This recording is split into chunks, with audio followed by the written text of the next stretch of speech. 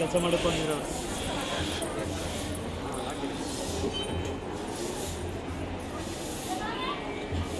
So ಇಲ್ಲಿ ಒಂದು team ಬಂದಿದೆ.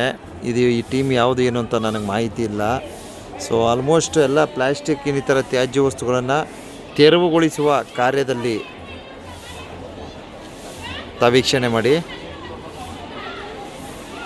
ನೋಡಿ. ಪ್ಲಾಸ್ಟಿಕ್ ಮತ್ತು ಇನ್ನಿತರ ತ್ಯಾಜ್ಯ ವಸ್ತುಗಳನ್ನು ತೆರವುಗೊಳಿಸುವ ಕಾರ್ಯದಲ್ಲಿ ತೊಡಗಿಕೊಂಡಿರ್ತಾರೆ. ಸೊ ಇವ್ರ ಟೀಮ್ ಬಗ್ಗೆ ಸ್ವಲ್ಪ ಏನಾದರೂ ಡೀಟೇಲ್ಸ್ ಸಿಕ್ಕಿದ್ರೆ ಮಾಹಿತಿ ನೀಡ್ತೀನಿ. ಸೊ ನೋಡೋಣ. ಹಾಂ,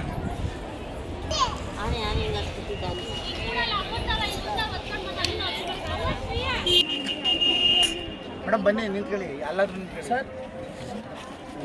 ನಾನು ಆಲ್ರೆಡಿ ವಾಯ್ಸ್ ಹಾಕೊಂಡಿದ್ದೀನಿ, ನೀವು ಸ್ಟಾರ್ಟ್ ಮಾಡಿ. ಸರ್ ನಮಸ್ತೆ ಸರ್, ನಮ್ಮ ಹೆಸರು ಗಣೇಶ್ ಅಂತ. ಸೊ ವಾಸವಿ ಪ್ರಥಮ ದರ್ಜೆ ಕಾಲೇಜು ಕೊಳ್ಳೇಗಾಲದಿಂದ.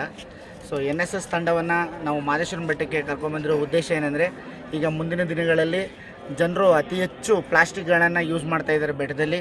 ಸೊ ಪ್ರಾಣಿಗಳಿಗೂ ತೊಂದರೆ ಆಗ್ತಾಯಿದೆ, ಹಾಗೆ ಜನರಿಗೂ ಅದರದ್ದು ಅವೇರ್ನೆಸ್ ಕಡಿಮೆ ಇದೆ. ಪ್ರತಿಯೊಬ್ಬರು ಪ್ಲಾಸ್ಟಿಕ್ನ ಮುಕ್ತವಾಗಿ ಮಾದೇಶ್ವರನ ಬೆಟ್ಟನ ಇಟ್ಕೋಬೇಕನ್ನೋದು ನಮ್ಮ ಮೇನ್ ಉದ್ದೇಶ. ಹಾಗಾಗಿ 3 ದಿನಗಳಿಂದ ನಾವು ಸತತವಾಗಿ ಪ್ಲಾಸ್ಟಿಕ್ಕನ್ನು ತೆಗಿತಾನೇ ಇದ್ದೀವಿ. ಆದರೂ ಜನ ತುಂಬ ಪ್ಲಾಸ್ಟಿಕ್ಕನ್ನು ಎಸಿತಾ ಇದ್ದಾರೆ. ಈ ಪ್ಲಾಸ್ಟಿಕ್ ಮುಕ್ತವಾಗಿ ಮಾಡಬೇಕು ಅಂತ ನಿಮ್ಮೆಲ್ಲರಲ್ಲೂ ನಮ್ಮ ಪ್ರೀತಿಯ ಕಳಕಳಿಯಿಂದ ಕೇಳ್ಕೊತಾ ಇದ್ದೀವಿ.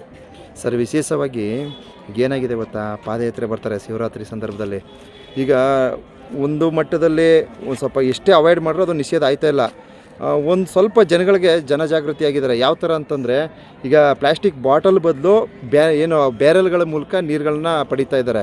ಸೊ ಪಾದಯಾತ್ರೆ ಬರ್ತಕ್ಕಂಥವ್ರಿಗೆ ಒಂದು ಸೂಚನೆ ಏನಾದರೂ ನಿಮ್ಮ ಕಡೆಯಿಂದ? ಪಾದಯಾತ್ರೆ ಮಾಡುವಂಥ ಭಕ್ತಾದಿಗಳು ದಯವಿಟ್ಟು ಎಲ್ಲೆಲ್ಲಿ ಈ ಒಂದು ಕಂಟೈನರ್ಗಳಿಟ್ಟಿದ್ದಾರೆ ಪ್ಲಾಸ್ಟಿಕ್ಗಳನ್ನು ದಯವಿಟ್ಟು ನಿಮ್ಮಲ್ಲಿ ಕೈ ಮುಗಿದು ಬೇಡ್ಕೊಳ್ಳೋದೇನೆಂದರೆ, ನೀವು ಆ ಕಂಟೈನರಲ್ಲಿ ಹಾಕಿ ಅಲ್ಲಿ ಚೆಲ್ಲೋದಕ್ಕಿಂತ ನೀವು ಪರಿಸರವನ್ನು ಕಾಪಾಡಬೇಕು. ಯಾಕಂದರೆ ನೀವು ಇವತ್ತು ಪರಿಸರವನ್ನು ಹಾಳು ಮಾಡಿದ್ರೆ ಮುಂದಿನ ಪೀಳಿಗೆ ನಿಮ್ಮ ಮಕ್ಕಳಿಗೆ ಆಕ್ಸಿಜನ್ ತೊಂದರೆ ಬಹಳ ಆಗೋದ್ರಿಂದ ಮನಗಂಡು ನೀವು ದಯವಿಟ್ಟು ಎಲ್ಲರೂ ಎಲ್ಲೆಲ್ಲಿ ಕಂಟೈನರ್ಗಳು ನಿಲ್ಲಿಸಿರ್ತಾರೆ ಅಲ್ಲಿ ನೀವು ಪ್ಲಾಸ್ಟಿಕ್ಕನ್ನು ಎಸಿಬೇಕಂತ ಈ ಮೂಲಕ ತಮ್ಮಲ್ಲಿ ಕೇಳಿಕೊಳ್ಳಿ. ಆಮೇಲೆ ಮತ್ತೊಂದು ಸರ್, ಈಗ ನಾನು ಆಲ್ರೆಡಿ ನಾನು ಮಾಹಿತಿಗಳು ಹಾಕಿರ್ತೀನಿ.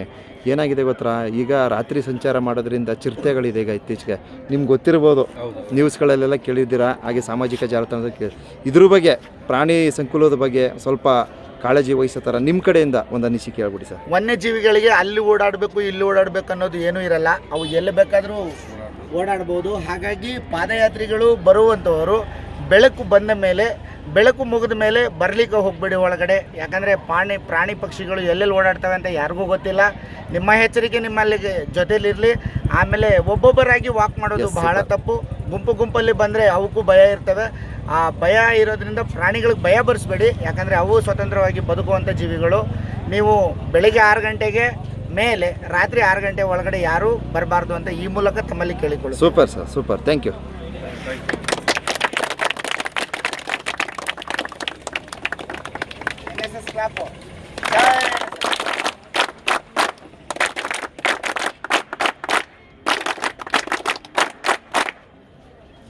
Okay sir, thank you.